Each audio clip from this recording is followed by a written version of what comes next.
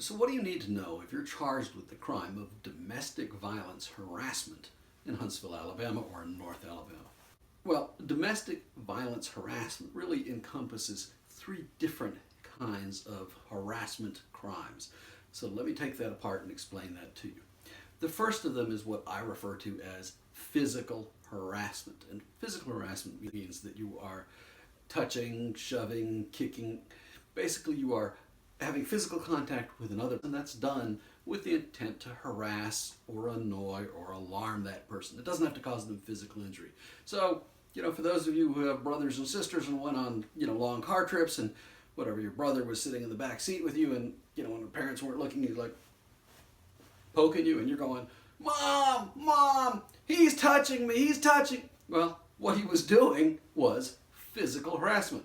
He is poking you with the intent to harass, annoy, or alarm you. And believe it or not, that's a crime. Now, they're not going to prosecute a 12-year-old, but that is a crime if you're touching somebody with the intent to annoy or alarm them. So that would be physical harassment.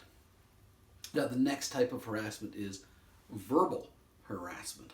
And verbal harassment means that there is some sort of a communication made to another person that's either obscene.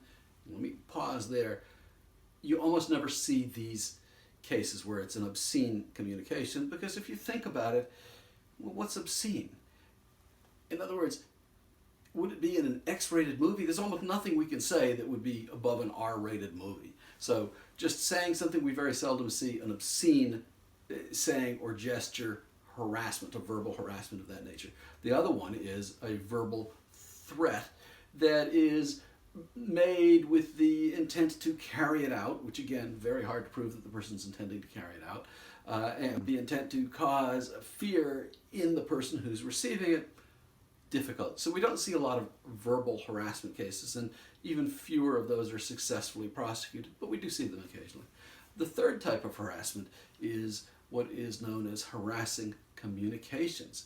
And in a harassing communication, there is usually some sort of communication that is done either electronically, by telephone or cell phone, texting, or even by a letter. And again, it is something that has no legitimate purpose of communication, but is done with the intent to harass or annoy or alarm. So sometimes you'll see a case where some girl, she breaks up with a guy and he sends her, over 500 texts.